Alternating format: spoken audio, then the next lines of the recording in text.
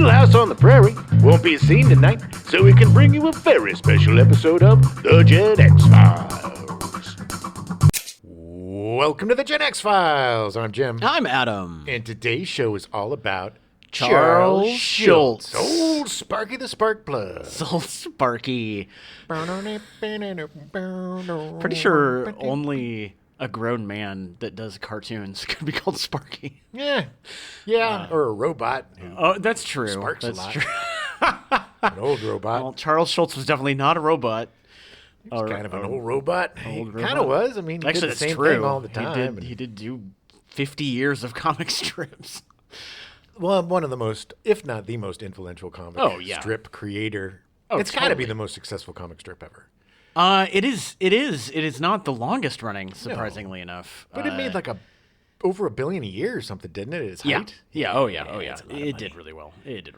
It's a lot of insurance commercials and Just gonna build more ice rinks. Dolly Madison's. Take yourself back to 1950. Ooh, way back. February 15th, Walt Disney releases his 12th animated film, Cinderella. Nice. It's 12th by 1950. I always forget that he started in the 30s. Yeah. 20s and 30s. He's been doing it. He was. Doing it for a long time. He was doing it. August 1st, 1950, Crusader Rabbit, the first animated series produced specifically for television, debuts in the United States. It was created by Alexander Anderson and Jay Ward of Rocky and Bullwinkle fame. Nice. I love Jay Ward. Oh, yeah, he's fantastic. We will definitely cover Jay Ward at some point. Oh, yeah. He did a bunch. He did a lot. September 4th, the comic strip Beetle Bailey is created by Mort Walker in the United States. It still runs today in 1,800 newspapers worldwide. Yeah, I read Beetle Bailey. I remember it growing up, but I just thought it didn't exist anymore. I was just surprised. You'd be surprised. If you look at the comic section, well, it's sad because it's so small, but man, that used to be such a section. It was a whole friggin' section. Oh, yeah. And I would remember we would get 2 or 3 different papers growing up. Oh, yeah. And that means 2 or 3 different giant comic sections. Right, Because some would have some and some would have other because it's syndicate. And the way you get all your favorites is you had to get a couple of papers. And nothing was better than the old man getting some big-ass donuts in the papers and, eating donuts and reading comics, Over baby. in the poor side of the Midwest, we only got one newspaper. Yeah. But That's why you're not as smart as me. Yes, because I didn't read as many comics. I did read the comics every morning during eating my cereal. That was always my favorite thing. Nice. You didn't read the back of the cereal box? No. I read the comics. I love the comics. Mort Walker created Beetle Bailey, and the reason I included him was because he illustrated the strip for longer than anyone else. He illustrated it for like 67 years. Wow. It was some crazy amount of time. But yes, that's amazing. Yeah. But old Sparky, Yes. Sparkplug, Yeah. he did all of the inking and all of the He did coloring, everything, everything. yes. Nobody touched his comics but yeah. him, and I'm not sure if Mort. I don't think Mort Walker. I think he just drew it and wrote it. I don't think he did the inking. And at some point, he wrote it and drew it, and then at some point, yes, he eventually, yes. Well, he did write and illustrate it until he died. Oh, but, nice. But then Okay. after that, but he did have other. I do believe he had other people that would pop in and do stuff. Beetle So Bailey was very lazy, and he kept his was. cap down over his eyes. He did. Sarge, man. It was like a comic version of Gomer Pyle. Yeah. But if Gomer Pyle was just a lazy guy who couldn't sing like an angel. October 2nd, the comic strip Peanuts premieres in 7 newspapers. Wow. And that's where it remained. All of 7. Only 7. That was it forever. 1950 was also the year the Korean War started. And just a small aside, I took a weird deep rabbit hole into the Korean War. And I didn't know almost anything about it. Yeah. Kind of wish I hadn't read about it because it was really an awful time. Yeah. No, it was MASH was about the Korean War. Right. And they tried to. But that was more like an allegory of the atrocities from Vietnam more than that was their way of dealing with Vietnam. Yeah. In the 70s rather than rather Korea. But right. yeah, Korea, man, that was It had really some effed up war. really messed up things that happened during the Korean War. Koreans just did some numbers on each other. They did not like each other. Still don't, by the way. No, they The still war do is still not. technically going on. That's true. It was never resolved. So, at its height, Peanuts was published daily in 2,600 newspapers in 75 countries and 21 different languages. That's insane. Over nearly 50 years, Charles Schulz drew 17,897 published Peanut strips. That's a lot of output. That is every day for almost 50 years. Like, it is insane. Well, he had an incredible work ethic. He never missed. I mean, he took a vacation, I think, once, right? He did eventually, yes. But not until he was like 70 or something. He only took one vacation. It was a 5-week break in 1997. So he wrote it, drew it, and inked it for 47 years, just so he could celebrate his 75th birthday.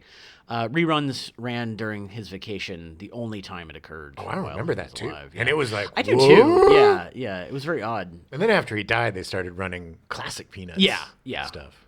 Yeah, I remember when it happened, and I was like, did something happen to Charles Schulz? Yeah. And because they didn't explain it, suddenly there was reruns. And there was never reruns before. No. It reminds me a lot of, I had a high school biology teacher who for 42 years never missed a single day of work except for the one day that they threw him his party celebrating that he worked 42 years. I think that's awful. I think like attendance awards and that kind of stuff, that's awful. Yeah. Because people get sick and then they have to, I'm so sick. I know. Well, this guy was one of those people who just never got sick. Like, well, no, I'm not saying that that's a bad person that does it. I'm saying, but you shouldn't go in if you're not feeling well. Well, I'm just saying that I don't like those awards because I think they're kind of arbitrary. And just the fact that you show up every day, I get it, but it's, literally the bare minimum. Exactly. I did actually that same year, my graduating year, we had one kid that literally all 12 years of school never missed a single day. That's impressive. They gave him a special award for it. Yeah, this was brown nosing little teacher's pet award. Well, he was also the kid. His mom worked in the administration and managed to get a teacher fired. So that was super fun. That was for the Stepdad Show at some point. The strips plus merchandise and product endorsements produced revenues of more than $1 billion per year, with Schulz earning an estimated $30 to $40 million annually. That seems low. Yeah. I mean, granted, if I was getting $30 to $40 million a year, I'd be okay. Yes. I'm not saying that it's not an obscene amount of money, but if you're making $1 billion, that's less than 30%. Because $1 billion is 1,000 million. No, that's like 3%. Yeah, exactly. Yeah. So he's making 3% of the property's gross that he created. Charles Schulz is the kind of guy, he did not care. He didn't do it for the money. Yeah. He did it because he literally had to. Yeah, and then he built his little compound and just kind of stayed there He forever. Did his thing. He just needed enough money to keep that ice rink going, and So Charles Monroe Schulz was born in Minneapolis, Minnesota on November 26th, 1922. You know, a lot of people that live there call it Minneapolis. Okay. He grew up in the neighboring city of St. Paul, which I still, I grew up maybe 4 hours away from Minneapolis, and I still really don't understand the whole, Minneapolis, St. Paul. They're literally the same city. They just call them two different things. Yeah. I know, I'm sure people in Minnesota will correct me on this, but... Well, yes. Our huge contingent of Minnesotians who listen. He was the only child of Carl Schulz and Dina Halverson and was of German and Norwegian descent. His uncle called him Sparky after the horse Sparkplug in Billy DeBeck's comic strip Barney Google, which Schulz enjoyed reading. Oh, yeah, I remember. And Barney Google, I remember Snuffy Smith. Yeah. Which now it's actually more referred to as Snuffy Smith. Yeah. But this is the fascinating thing, and this is why I love doing the show. I had heard of Snuffy Smith. I didn't know who Barney Google was. This started in 1919. Yeah. And that strip is still running. 100%. And if you look at Snuffy Smith, he looks kind of like Wimpy from the Popeye cartoons. Yeah. Loves his I'd hamburgers. gladly pay you Tuesday for a hamburger today. Snuffy Smith, although it started in 1919, is not the longest-running comic strip of all time. There's one that was, or two that were longer than it. Gasoline Alley, which started in 1918. And Ziggy. I'd never heard of. No, yeah, Ziggy started in 1749. Yeah. Maybe, or is it Love Is, that horrible... Love Is? I think that's what it's called. It's like a one-panel cartoon that isn't in the cartoons. Yeah. They put it in like the business section or something, but it's these two naked kids. Oh. And it's like, Love Is... watching TV together or whatever it is. It's awful. It's the worst cartoon ever made. The longest running comic strip is the Katzenjammer Kids, which started in 1897. Kids, yeah. It's crazy. I mean, obviously they've had many, many different writers and stuff, but I can't believe these things are still running. Like, that's crazy. Yeah, I think the Katzenjammer Kids are bigger outside of the United States than in the United States. Because people don't really care about comics anymore, which is super sad. It's really too bad. I can't tell. We watched a great documentary to prepare for this show on Apple Television. Yeah. Who Are You, Charlie Brown? Is that what it's called? Yeah. It was about Charles Schulz. Really well done. Narrated by Lupita Nyong'o. Is that how you said it? Yeah. She's brilliant. I think she's playing Trevor Noah's mom and Trevor Noah's biography. They talked about that years ago. I've been waiting for it. Yeah, best biography I've ever read. Yeah. Second best biography I've ever read is Trevor Noah's biography. Oh, okay. What was the first? The autobiography of Malcolm X. Oh, okay. Okay. It was a very influential book on me for a lot of reasons having to do with my stepdad that I'll talk to you about on a stepdad show. Okay, perfect. But I adore Lupita Nyong'o, and she does such a great job narrating it. They kind of zoom into panels and bring Charlie Brown to life. It's just a sweet, awesome, very fun, very there's not a lot of controversy. No. Which there's a little in his life, but it's just a very sweet thing to watch, and I highly recommend if you have an hour and you have Apple TV. Give it a shot. It does gloss over some of his personal life, but it's not relevant to the comic. This goes back to what I was saying on the Stepdad show, which is I'm tired of learning about people's lives, because it's like it doesn't matter. Everybody's human. Charles Schulz, for all intents and purposes, was an amazing human being. Yeah, totally. A man who his quest for equality and his whether it's feminism or whether it's civil rights, whatever it is, that guy was a champion of humanity. Yes, but completely. He was a human being. He was, and a very rich human being.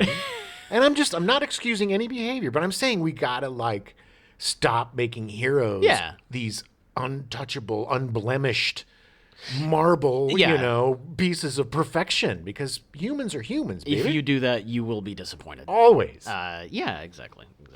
We'll get to it. We'll get to it. We'll cover it, yeah. Schulz loved drawing and sometimes drew his family dog Spike, who ate unusual things such as pins and tacks. So he would draw the dog eating weird things. Take the pins and tacks away from the damn dog. That's not healthy. What kind of horrid poops did that poor dog have? They burned hard. Every time he went outside, it was come in, blood splattering everywhere. It's Motex again. Come on.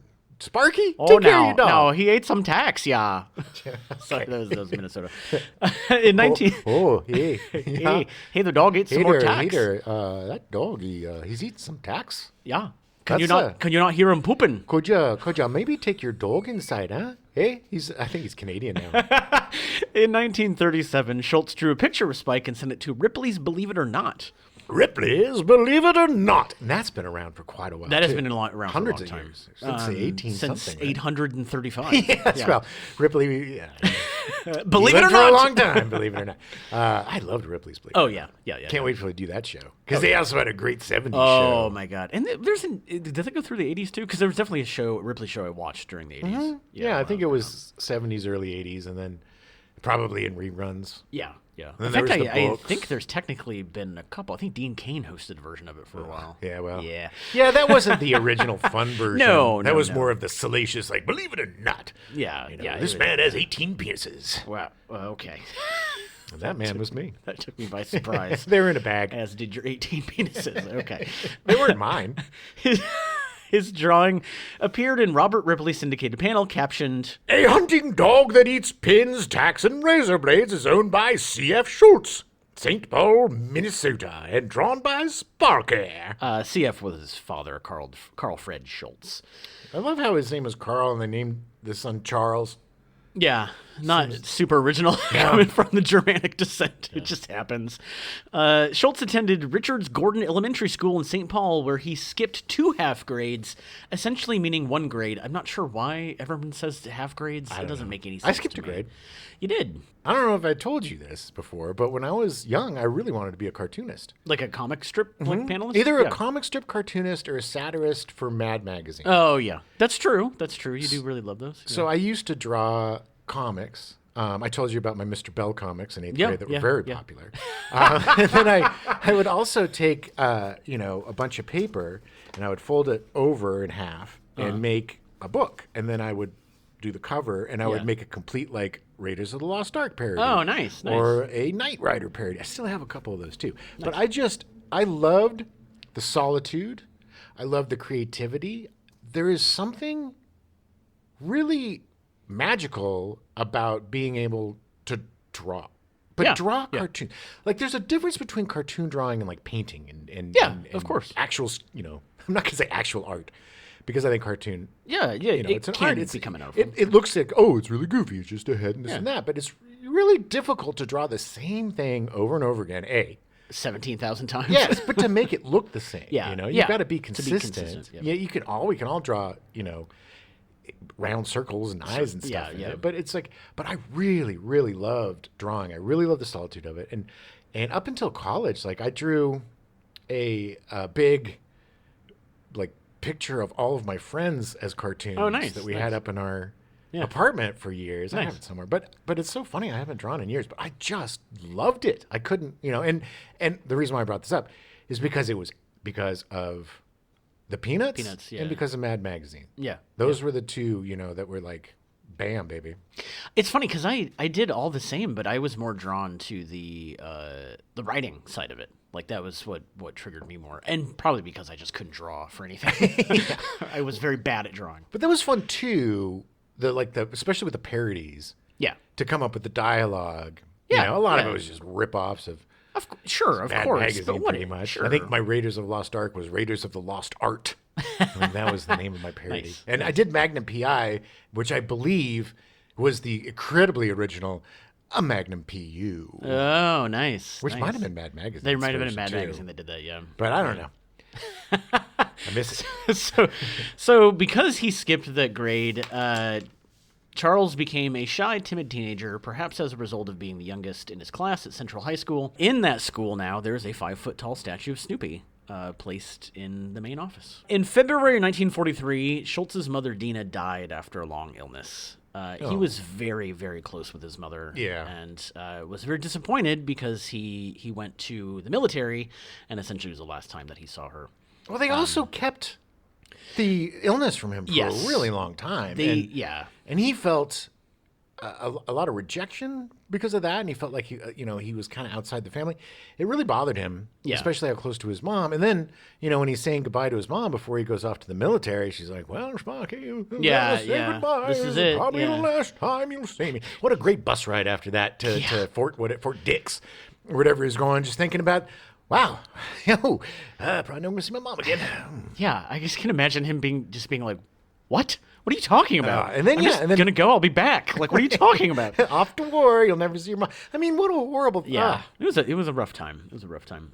He was drafted into the army. He served as a staff sergeant with the 20th Armored Division in Europe during World War II, as a squad leader on a 50 caliber machine gun team. Yeah, that's a lot of work, man. Yeah, you got to clean that gun. You got to hump that gun. You got to oh yeah.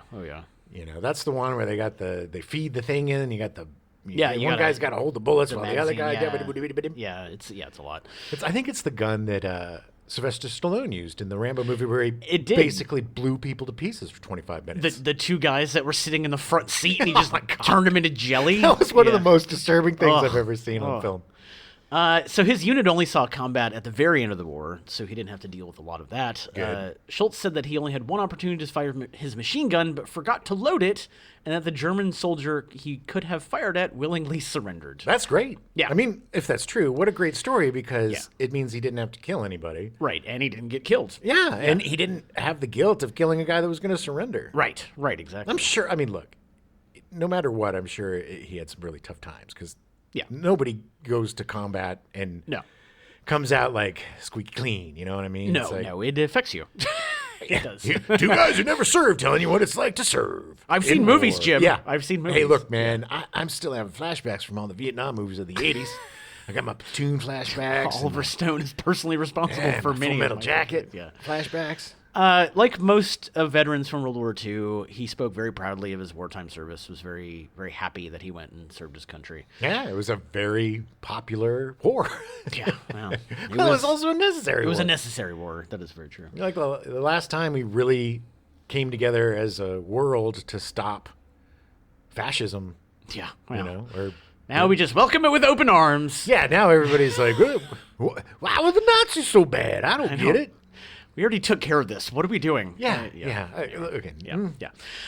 late 1945, Schulz returned to Minneapolis. He did lettering for a Roman Catholic comic magazine called Timeless Topics, with an X. Yeah, because it was a bunch of naked boys. No, it's I was going to say, the most controversial thing about it was the X in Topics. It told stories with titles like Dog Sled Apostles and The Adventures of Damien of Molokai. Ooh, that's my favorite story in the Bible. Really, really deep into the Roman Catholic mythology there. There actually are copies of this online you can look up. Sure. And I looked because I was just curious. Hey, baby, I read Bible comics. I read the Bible every day when I was a Catholic. Only ones I read were those little tiny pamphlets they would hand out, essentially telling me every time I was going to hell, no matter what I did. I used to, when I was heavy Catholic, when I was like deep. Like you were super deep fat. Inside Catholicism, I was way deep in it. Okay, all right. I would read the Bible. I would read Revelations every night before I went to bed because it would scare me. It was so spooky. It's the greatest. Have you read Revelations? Yeah. Oh man, it's been a long time. Awesome, crazy freaking story, it is bro. Like an acid trip. Yeah, it is. I can't believe I just said, bro. I'm going to hell. Yep. I got a pamphlet to show you. In July 1946, he took a job at Art Instruction, Inc., where he reviewed and graded students' work. Schulz had taken a correspondence course from the school before he was drafted. I wonder if he had to draw a turtle. Probably. Draw this turtle. Yeah. He had to judge whether or not the turtle was a turtle. But did he get it from a matchbook? Did you ever have those matchbooks? Were you young? Were you old? The turtle. That sounds really familiar, but we used to go in Boston. We go to these bars, and you get matchbooks that were like, "Could you draw this turtle?" Oh, really? Yeah. Oh, wow. It would also be in like comic books and stuff. Yeah. But it was funny. You always get this. Can you draw this turtle? Weird. It might have been for that school. Who knows? He worked at the Art Instruction, Inc. for several years as he developed his career as a comic creator. Now, people take note. How old is he now? He would be 23. At this point, he would be 23. That is impressive. This guy has had, he's a veteran. He's had, 3 different big jobs, and he's 23. Yeah. I was going to say, people, he's probably in his 30s, so be patient about your... no. He's that guy. Well, this is the thing you have to understand is that when he started Peanuts, he was only 28. That is crazy. It's impressive, and that doesn't It doesn't include the fact that he actually did 4 other comic strips before that. Schultz's first group of regular cartoons, a weekly series of one-panel jokes called Little Folks, was published from June 1947 to January 1950 in the St. Paul Pioneer Press, with Schulz usually doing 4 one-panel drawings per issue. Yeah, they had. I have a bunch of Peanuts books, little. I used to, I love books just like you. And then I'd go to the bookstore and you get your Lord of the Rings books and you get your Reedy Read books. And then I would be getting my Mad Magazine books and the Snoopy books and then later Garfield and crap like that. But I have some really old Peanut stuff that start with Little Folks. And then it's the original Peanuts with the big heads. And the one that I really, that I kind of prefer. Yeah. Yeah, I actually really, of those 3 kind of styles he did, I actually prefer the Little Folk style over all of them. I think I don't know, for whatever reason, it's the most appealing to me. Well, it really evokes the time. Yeah. I mean, it seems the 50s, late 40s, early 50s, yeah. I mean, the thing about Peanuts is it's timeless. Yes. Nothing has changed. No. I don't think. I mean, it's not like... No. They ever started watching movies on a VCR or, The Peanuts is pretty much... the same kind of shenanigans at the beginning till the end. Completely timeless, yes. It was in Little Folks that Schulz first used the name Charlie Brown for a character, although he applied the name in 4 gags to 3 different boys, as well as one buried in sand. Yeah, they had murdered that boy. Good old Charlie Brown. Let's bury him well. in the sand. His mother will cry tonight. No. That's what it said in the last panel. Shermie said, his mother will cry tonight. Little Folks was really dark. It was really dark. The series also had a dog that looked like Snoopy, although it wasn't Snoopy. His name was Poopy. Yeah, it was Poopy, yeah. In May 1948, Schulz sold his first one-panel drawing to the Saturday Evening Post. Within the next 2 years, a total of 17 untitled drawings by Schulz were published in the Post simultaneously with his work for the Pioneer Press. The Saturday Evening Post at the time, for those of you who do not know, was the most popular magazine. Yeah. That's where Norman Rockwell did the covers for the Post. It was just that magazine that everybody had. Yeah, in yeah, their house. it was huge. Everybody subscribed to it. Huge. It was just, it was like the newspaper. Everybody had the Post. Yeah. Around the same time, he tried to have Little Folks syndicated through the Newspaper Enterprise Association. Schulz would have been an independent contractor for the syndicate, unheard of in the 1940s, but the deal fell through.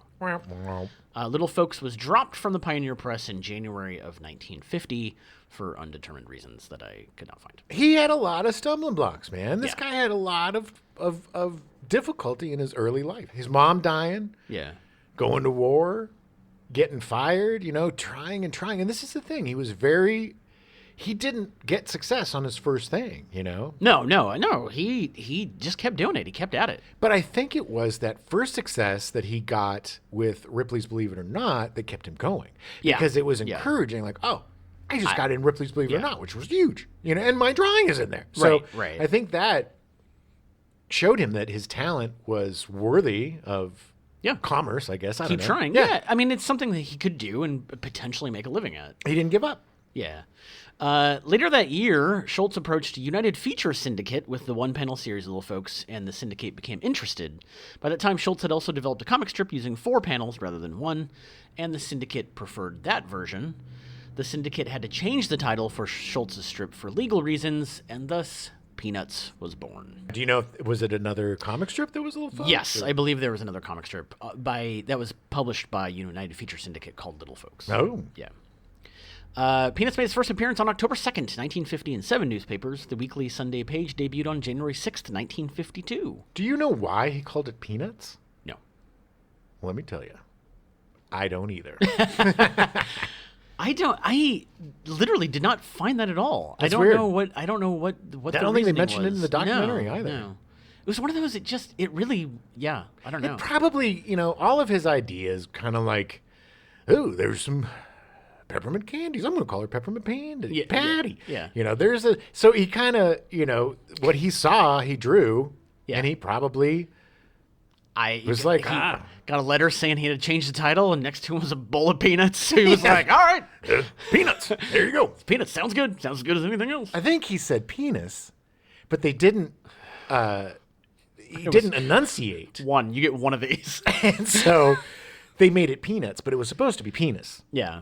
Well, the long distance at the time wasn't as good. It was probably garbled. Scratchy, yeah. Yeah. But he went with it. He was like, fine. He's like, whatever, I guess. Not as good as Peanuts, but okay.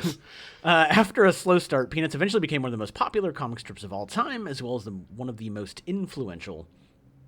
Schulz also had a short-lived sports-oriented comic strip called It's Only a Game between 1957 and 1959, but he abandoned it after the success of Peanuts. So he had been doing Peanuts by that point for 7 years. Wow. And said, well, no, I need to do more. Well, he was a huge sports fan. The guy was a lifelong hockey player. He built a hockey rink in his compound, not just for himself, for other people. Yeah. He would go there every morning for breakfast, have his English muffin with jam. Yeah. And then go to work. So, I mean, he loved sports. So that's a definite, good fit for him. Oh, yeah, for sure. From 1956 to 1965, he contributed a gag cartoon called Young Pillars, featuring teenagers to a magazine called Youth, a publication associated with the Church of God. Church of God! Exactly. In 1957 and 1961, he illustrated 2 volumes of Art Linkletter's Kids Say the Darndest Things. Kids say the darn... You remember that show? Yeah, oh yeah. Oh, kids do say the darndest things. In 1964, he illustrated a collection of letters, Dear President Johnson, by Bill Adler. The whole point of including all this is that he didn't just do Peanuts. The man did so much more. Oh, yeah, but I mean, all the time. It's overwhelming, the success of Peanuts, so nobody really thinks of anything else. Right. And he had all the success pretty early on. This is all. Well, it did. I mean, Peanuts took a while to grow. No, but I mean, this other stuff that he did was pretty early on, and then once Peanuts expanded, he kind of after the mid '60s, he just focused on Peanuts. The first collection of Peanut strips. Peanuts or penis? Peanuts. Okay, he focused on Peanuts. Okay, I said you get one, Jim. Yeah, I took two. The first collection of Peanuts strips was published in July 1952 by Reinhardt and Company. Many more books followed, greatly contributing to the strip's increasing popularity. Oh yeah, I mean that's why. It was. I think it was the reason that people got the books first and then started reading the strip. Perfect bathroom books. Yeah. Oh yeah. Perfect My bathroom was littered with Mad Magazine books and Peanuts books. Peanuts collections, yeah. Little books. Signet. I think Signet made all the books. They had that little paperbacks. I had rows of paperbacks. In 2004, Fantagraphics began their complete Peanuts series, literally pulling together all 50 years of comics. Good Lord. That has to be, how many volumes, man? I do not know, and in fact, I don't think they're done publishing them. Well, there's over 17,000 strips. And I don't think they've finished. I don't know what they're up to. Even if you put, 3 strips per page. I mean, that's a lot. It's a lot of pages. Yeah, it's a lot of pages. Peanuts also proved popular in other media. The first animated TV special, Charlie Brown Christmas, aired in December 1965 and won an Emmy Award. Which, was that the first of its kind? Yes. For a TV, a holiday special? Well, what I'm saying, no. What I'm asking is, was this the first time that a comic strip was made into a holiday special? I want to say yes. I don't think... There was no Rex Morgan, M.D., Christmas. No. Or Brenda Starr, attorney, Christmas time. No, I mean, but there was Spider-Man had a cartoon and stuff, but sure. That came a little bit later, I think. But that's late 60s. Yeah, but I mean, Spider-Man was also comic books. He wasn't really although he had a strip. Yeah, of course. I mean, so did Superman. They all had they all double dipped. But I was just curious. But yeah, probably. I would say. I mean, I'm sure a lot of people were like, "Really? How is this going to work?" And then it was amazing. They all said that. Yeah. I mean, we did the show about the reference our show about. If you want to know more about the specials, we did a whole show about Thanksgiving, and we included the other ones as well. Yeah. Numerous TV specials followed. The latest being "Happiness Is a Warm Blanket," Charlie Brown in 2011. And technically, I would say that the Apple TV one is kind of a new special because it had a lot of original. It told a story. Yeah. Apple TV has a whole bunch of new stuff. They had purchased the rights to do them, and that's part of the reason that they did this hour-long documentary about Charles Schulz was to introduce a new generation to him. And they have produced new Peanuts shows and specials like Snoopy in Space and all these different things. They're keeping it's so great. I just love that they're keeping it alive. And they're not not perverting it, but they're not let's update it, let's make it more now, give them cell phones and Snoopy's an influencer now, and it's he is Joe Cool. He is Joe Cool, baby. But it's staying true to its roots, and even with the commercials, I remember the Prudential commercial. I think it was Prudential. Was it? They did a lot of stuff. Mutual of Omaha, I think was too. Yeah, they did a lot of stuff. They did a lot of stuff. There was always the Peanuts. It was never, they never besmirched the Peanuts as an incredible commercial juggernaut, $1 billion a year industry. I don't think that they did any harm to the characters. No, by having the commercial, which is really, really rare. Yes. I didn't have a teddy bear as a kid. I had a Snoopy. Oh, so, I mean, that's how much I loved, Yeah, the Peanuts. Oh, God, man.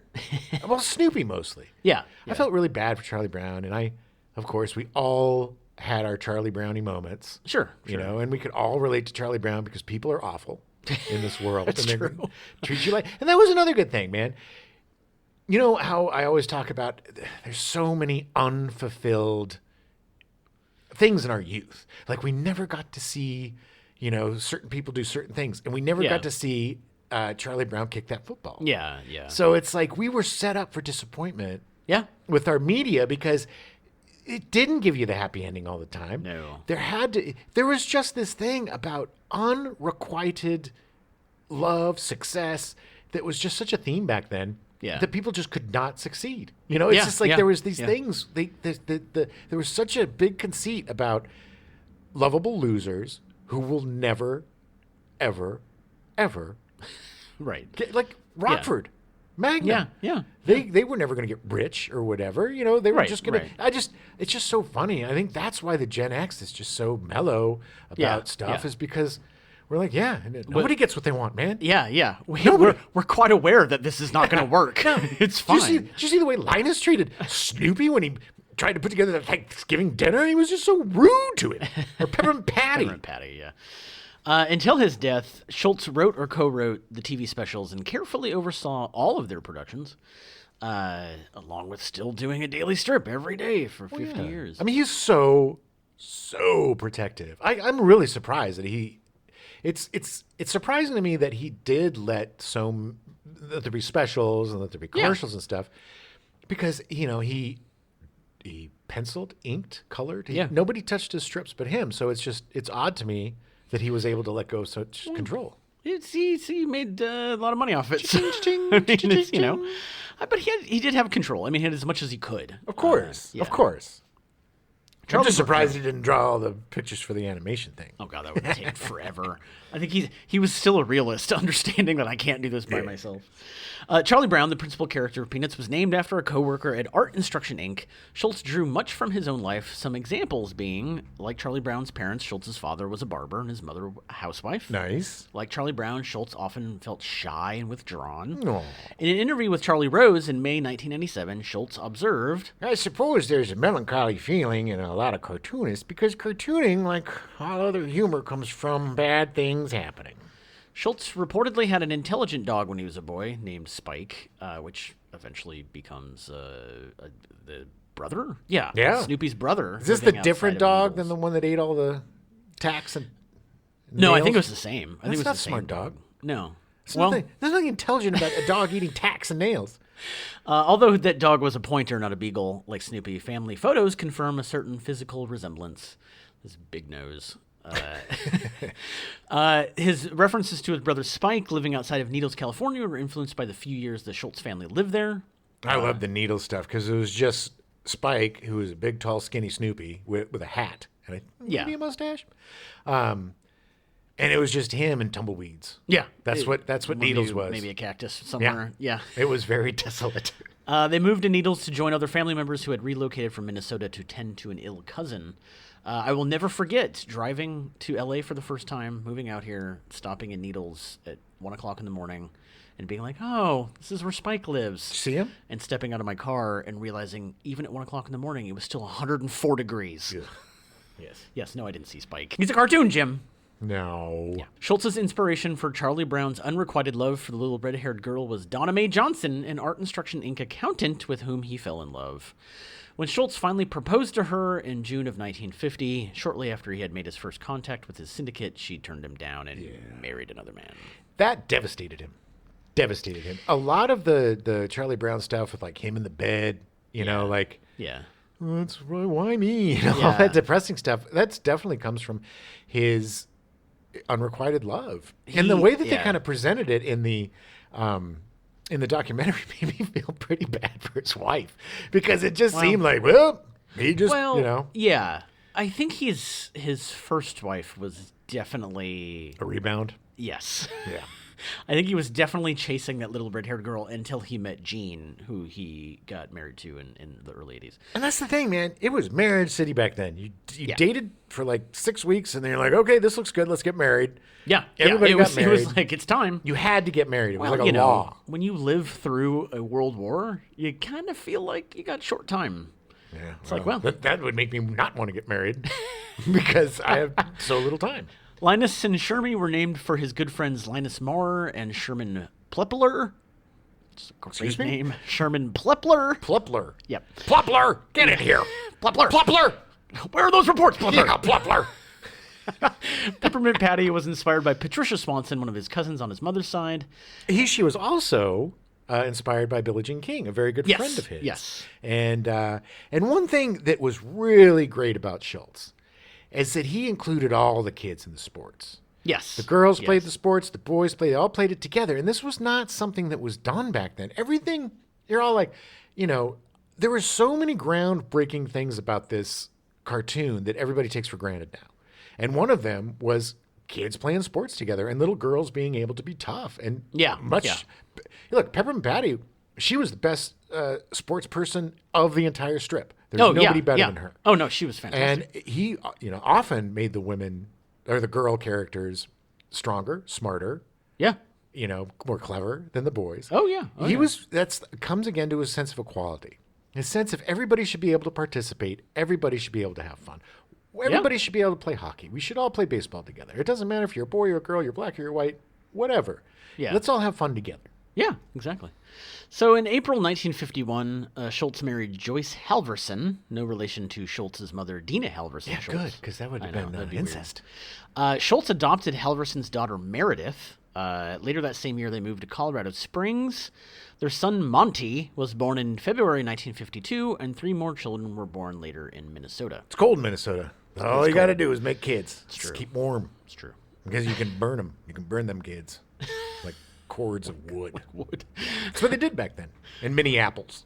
While in Colorado Springs, Schulz painted a mural on the bedroom wall of his daughter Meredith's room featuring Patty with a balloon, Charlie Brown jumping over a candlestick, and Snoopy playing on all fours. Oh. The wall was removed in 2001, donated and relocated to the Charles M. Schulz Museum in Santa Rosa, California. Yeah, they didn't even know they were doing that. All of a sudden, they were pulling this wall out, and his widow was like, "What the hell?" No, they knew. It's just weird. I can imagine living in that house and being like, "Oh yeah, Charles Schulz lived here." Like this is literally an original piece of art sitting on the wall. His story as a kid. It's like that was my wall growing up, and now it's in a museum. Yeah, That's crazy. Yeah. Got to be so tough being his kids, man. Got it. Yeah. Not in terms of he's a tough guy or anything, but just coming out for. I don't envy any child of super successful, groundbreaking people because you have, you have a ton of privilege and you have a ton of opportunities, but it's just you're always chasing the dragon, baby. Schulz and his family returned to Minneapolis, and they stayed until 1958. They then moved to Sebastopol, California, where Schulz built his first studio. Until then, he'd worked at home or in a small rented office room. Schultz's father died while visiting him in 1966. The same year, Schultz's Sebastopol studio burned down. Damn, that's a bad year. It was not a good year for him. And the last thing his father did before he died was burn down the studio. He was like, you go burn your sinful cartoon. Set a fire in the closet. And he had a heart attack for being so angry. No, none of that is true. Just thought Snoopy was a communist, and that just didn't fly with him. By 1969, Schulz had moved to Santa Rosa, California, where he lived and worked until his death.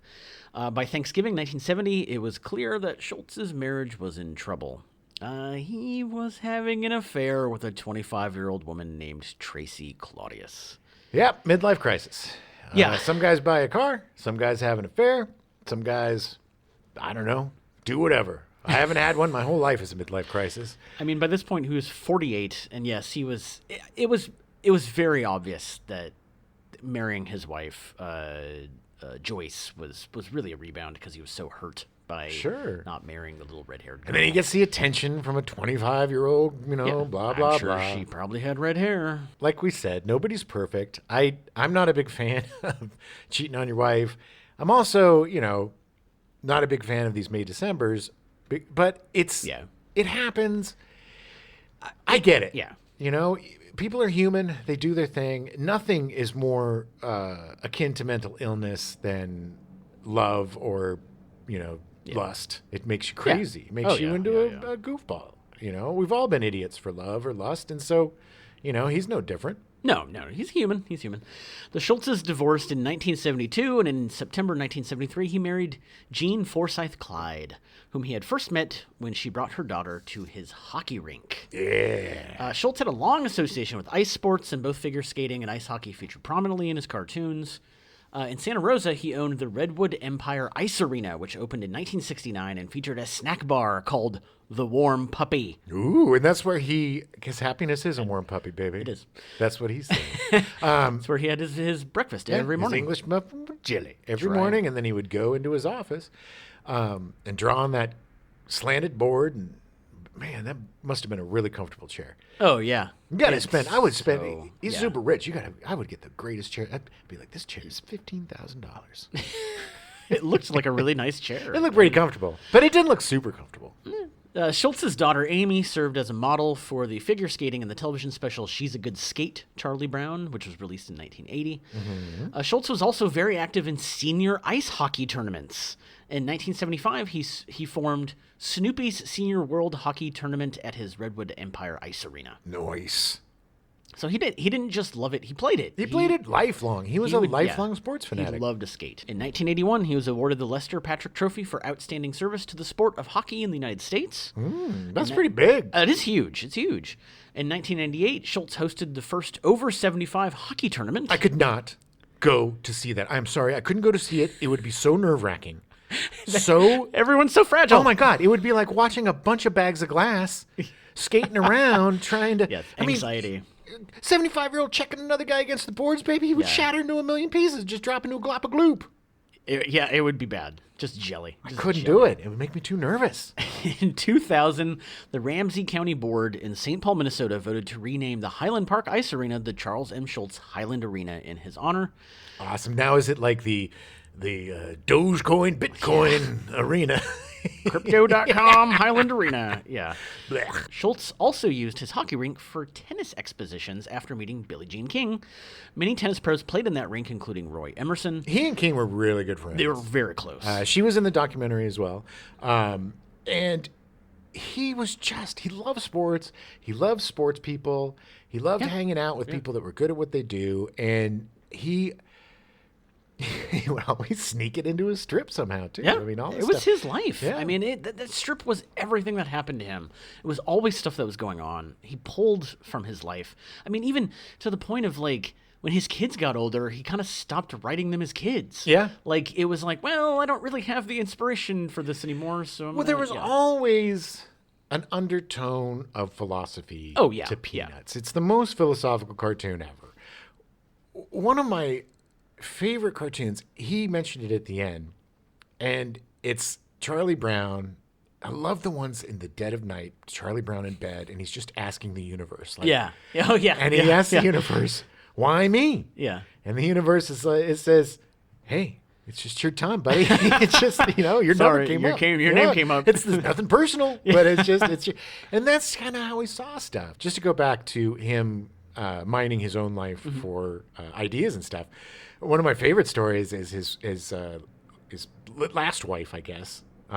Jean started calling him Sweet Baboo as her nickname. Yeah. And then all of a sudden, Sweet Baboo was not only in Peanuts, it was how Sally tortured Linus. So he took the pet name, the love name that she gave him, and used it as a torture device. And she was a little offended by that. I can imagine him hearing that and going like, "That's really dumb." Like, I think it's cute, Sweet Baboo. It's cute. I mean, come on. Everybody calls their significant other something stupid. I used to call one girlfriend Poop. Oh. And she'd call me Poop. That's weird. Yeah. Schulz also enjoyed golf, and he was a member of the Santa Rosa Golf and Country Club from 1959 to 2000.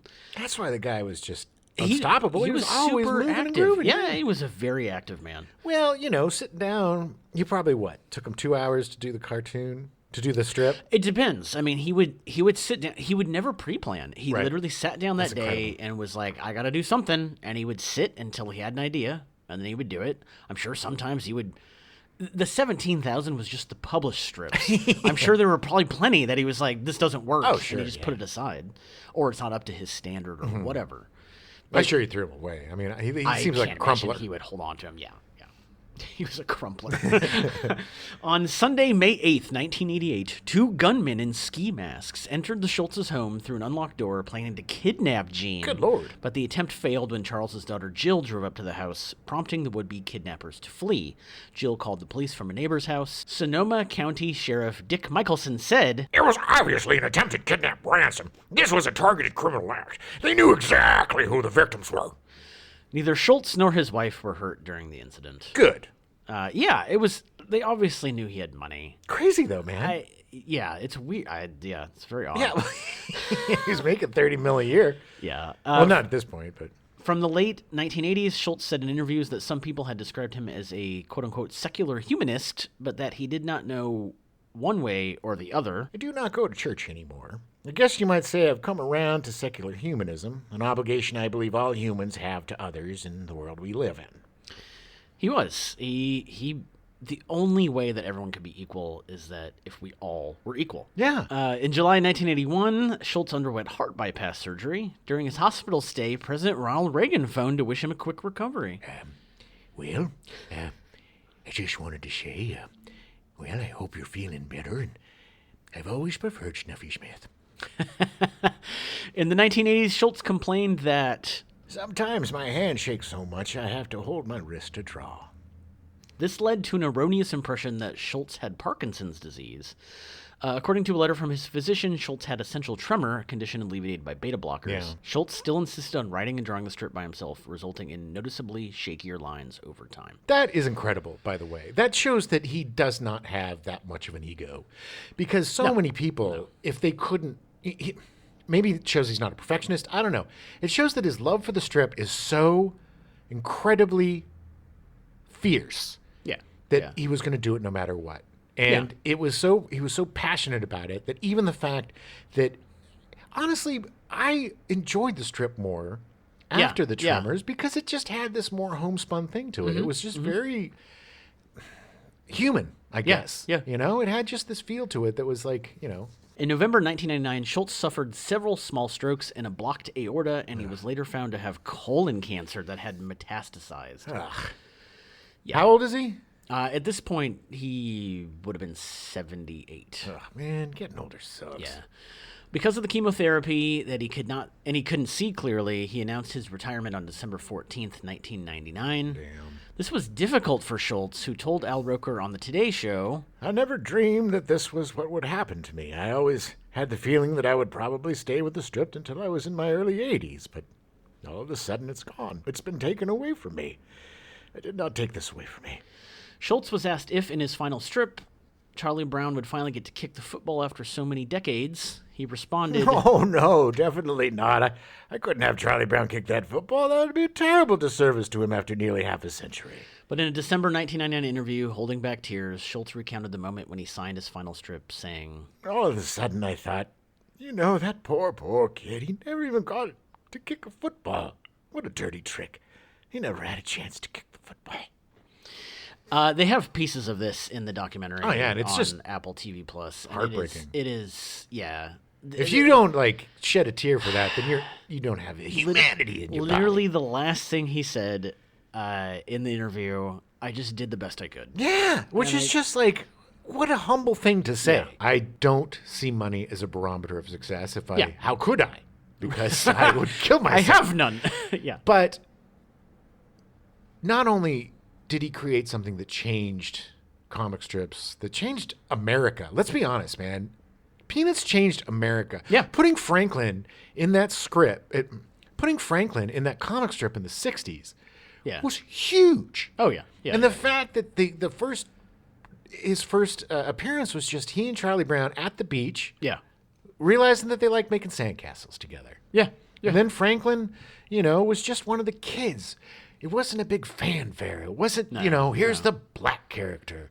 It was he just was there. Franklin showed up, and then he was part of it. And that's what he, And people did not like it. They were very angry. He got a lot of bad letters. Yeah, and the best was when the syndicate was like, all right, you could have your black character just as long as you don't show him in school with the white characters. And guess what old Sparky did? Immediately put him in school. Put him in school with him because it was all about inclusivity with him. Yeah. It was all about participation. Everybody should be able to have fun. We should all be friends. We shouldn't, judge each other, whether on our gender or on the color of our skin. Yeah. It's just, Kids are kids. Yes. And racism is something that's taught. It definitely is, man. And at the end of the day, it was just kids being kids. Yeah. And it didn't matter, I mean, it mattered to the point that someone could look at it and then go, I identify with this character. Al Roker was like, man, when I saw Franklin, saw you don't understand. I think it's hard for, especially, white men to understand the lack of representation that people have had up until, 20 years ago. And even now the representation isn't, as it should be. But back then, there was nothing. Yeah, it was nothing in the segregated. Everything was lily white. Yes. And for kids to finally see themselves in the strip and just as one of the kids. Yeah. It's huge, man. Not making a big deal out of the fact that he's a little black kid. Exactly. He's just a kid. Exactly. It was one of the most deftly done integrations of comics or anything that I've ever seen. He was just brilliant that way because he didn't see it as he was so concerned about this. Yeah. He consulted with other educators. He consulted with a lot of people, and he's like, I don't know if I should do it. He had wanted to put a black character in for a long time, but he was afraid that he wouldn't be able to do the kid justice. Exactly. And that it would appear to be patronizing of being like, I'll put this black kid in. Exactly. And he got a lot of advice on it, and he took it so seriously. And then... But it was so not serious when he implemented it. That's just what's so great about it. It was part of the universe, and that was it. The guy was just brilliant about inclusivity. Yeah. What a great guy. He was. A proponent of crewed spaceflight, Schulz was honored with the naming of Apollo 10 command module Charlie Brown and lunar module Snoopy, launched on May 18th, 1969. The Silver Snoopy Award is a special honor awarded to NASA employees and contractors for outstanding achievements related to human flight safety or mission success. He was so blown away by that. It's crazy. Think about it. You have a mission to the moon named after your characters. Yeah. Snoopy went to the moon. Charlie Brown went to the moon. And now there's a award named after Snoopy for NASA. What a life, man. Yeah. What a life. Just to experience all that fun and all those, just great. Yeah. Accolades, whatever. But these were life moments. It wasn't just an award. It was having a real impact on people. 100%. It was this tangible knowing that it's like, yes, this is a big deal. It just shows how much the Peanuts were in the American culture. Yeah. How much a part of the zeitgeist it was. On July 1st, 1983, Camp Snoopy opened at Knott's Berry Farm. It is a forested, mountain-themed area featuring the Peanuts characters. It has rides designed for younger children and is one of the most popular areas of the amusement park. When Schulz received a star on the Hollywood Walk of Fame in 1996, he accepted it at Knott's Berry Farm. Nice. Yeah. When the Mall of America opened in Bloomington, Minnesota in 1992, the amusement park in the center had a Peanuts theme until 2006, when the mall lost the rights to use the characters. And then quickly shut down like every other mall in the country. Yeah. I don't... Is the Mall of America closed now? No, it's not. But have you been to Knott's Berry Farm? Yes. Not a lot to do there. It's fine. They got good jam. And jellies. There's roller coasters and stuff. Yeah, it's fine. The Gene and Charles Schulz Information Center at Sonoma State University opened in 2000 and now stands as one of the largest buildings in the California State University system and the state of California, with a 400,000 volume general collection and with a 750,000 volume automated retrieval system capacity. Wow. Huge. The $41.5 million building was named after Schulz, and his wife donated the $5 million needed to build and furnish the structure. Yeah, she could afford it. Yeah. Well, she could afford it. Yeah. She had a lot of money at that. It still has a lot of money at that. Yeah, point. she's still alive. Oh, yeah. She's still kicking. In 2000, the Sonoma County Board of Supervisors renamed the county airport as the Charles M. Schulz Sonoma County Airport in the cartoonist's honor. Nice. The airport's logo features Snoopy in goggles and scarf, taking to the skies on top of his red doghouse. Man, I learned so much about World War I through Snoopy. Because not only did he do the strips where he was fighting the Red Baron in his Sopwith camel, and his, that's the Snoopy I had, by the way. He had the scarf, and he had the goggles and the helmet. Oh, I loved it. You could also get other outfits for him. It was awesome. Nice. I loved my Snoops. But yeah, he would also be, ground forces. Mm-hmm. He'd be quaffing his root beer at the Paris, underground thing. He had such a great imagination. Snoopy is one of the most amazing characters for a child. Mm-hmm. Because Snoopy is nothing but pure imagination. Snoopy is... World War I flying ace. Yeah. He's Joe Cool. He's a great tennis player. He's a great skater. He's a great everything. He's got this doghouse that has everything in it. He's a writer. It was a dark and stormy night. Novelist, yeah. Mm-hmm. Yeah. A failed novelist. He had a hard time writing. That was some of my favorite strips, was him trying to write the novel. Oh, yeah. And then somebody being like, that's not very good. And him crumpling up the paper. That dog was... such an inspiration in terms of just pure joy, And he, Snoopy would get into, he'd get angry sometimes. Yeah, sure. And he and Woodstock would have some words occasionally. Yeah. But it was just to have that amount of whimsy and just pure imagination in such a grounded strip of these kids. Yeah. It's just it's crazy that it works. Because on one hand, you have these little philosophers that are leaning up against a wall with their hands on their cheeks and saying, I'm sad and don't be sad, Charlie Brown. And then on the other, then the next strip is Snoopy flying his doghouse. Yeah. It was insane. And the fact that he laid on top of his doghouse too. Yeah, was he just didn't such sleep a cool inside thing. of He was it, such a character, such a great unconventional character. And and because he was a dog, you could do so much with him. And it did become more and more fantastical as the strip went along, but it didn't suffer. It had to become more fantastical because it was, in my mind, all the Snoopy stuff didn't happen. Like it happens in his mind. Sure, it's all of his play and his imagination. But it really, for me, it helped spark my imagination. Watching him deftly use his imagination. In February, I believe it was February 22nd or February 23rd, 2000, he passed away. Oh. It was the date of his last cartoon that was published. I cried. Look, it was so sad because that cartoon was a letter to his readers, basically. Like, I'm retiring. Thank you for all this time. Thank you. Yeah. And then the fact that he died the day it was released was just heartbreaking, man. It's kismet, I guess. He put his entire life into this thing, and when it was done, he was done. Hey, it was like losing a family member. Yeah. Somebody who with that much influence on your life, and somebody that it had was such a part of your life. Yeah. Whether it was reading or watching cartoons or, seeing commercials or going to Knott's Berry Farm. You couldn't get away from Snoopy and you didn't want to. You didn't want to. And just the fact when he passed, the realization that is over. Yeah. It still runs and stuff, but it's not. But there's not going to be any news stories. Well, there will be new cartoons.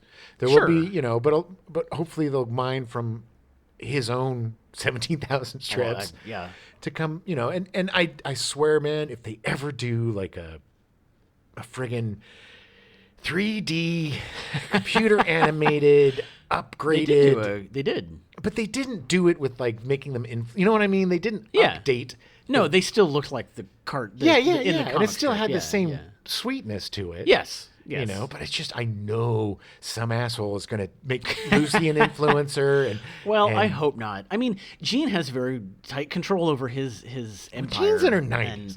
She is, but still, I mean, I think his kids understand. I think that it's because it's some things need to be preserved, man. Yeah. And there's no improving upon the peanuts. No. Listen to me, executives.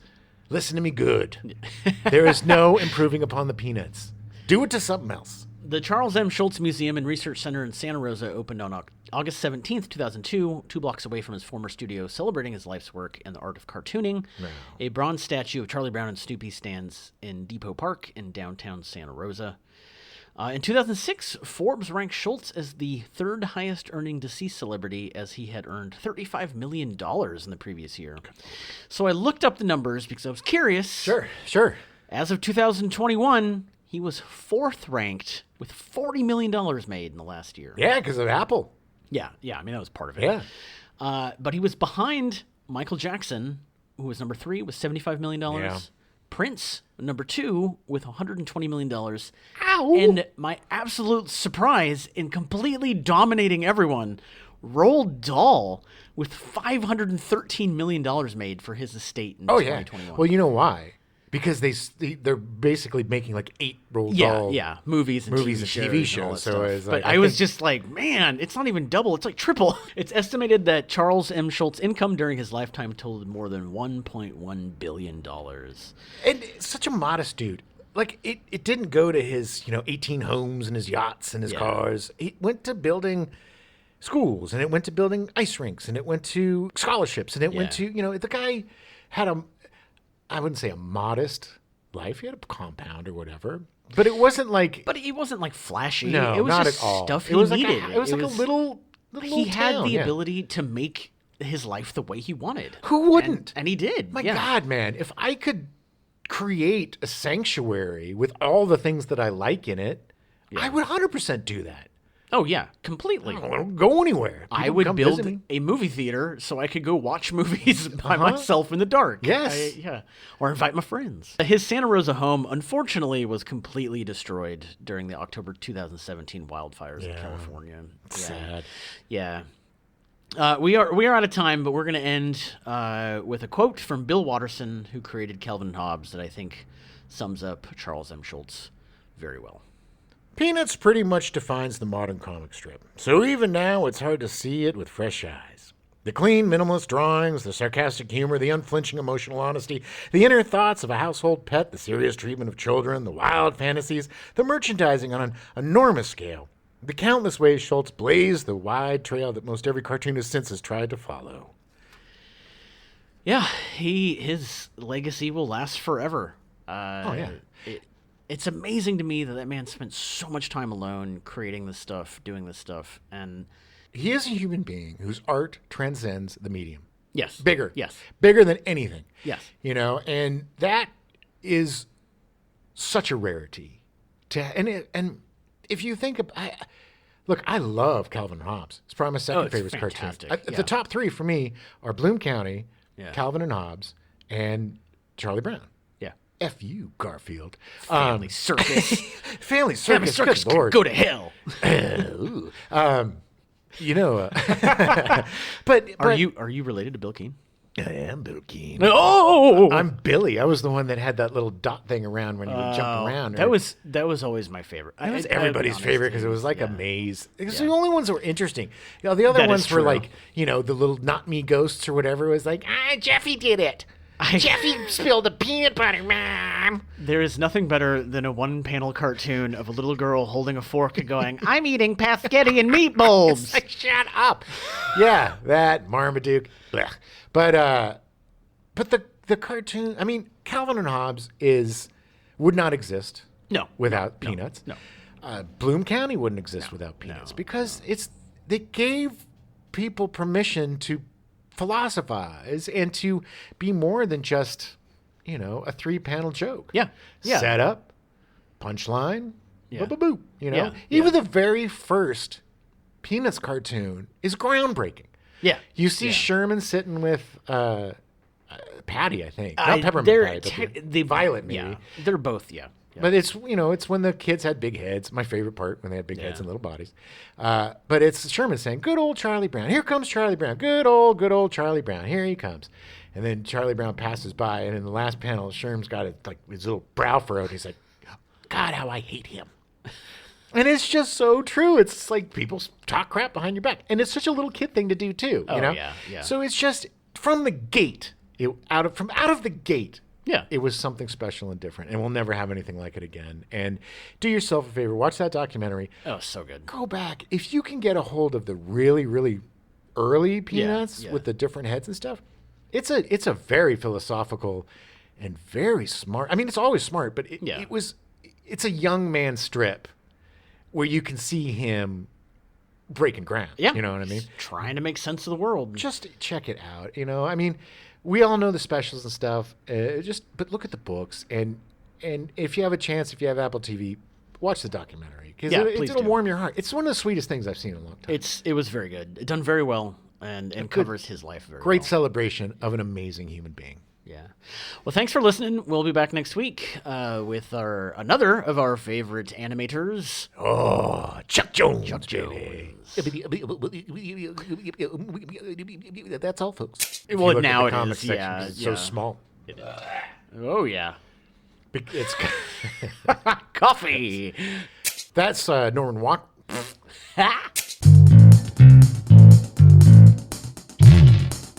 We now return you to your regularly scheduled programming. Family Ties, already in progress.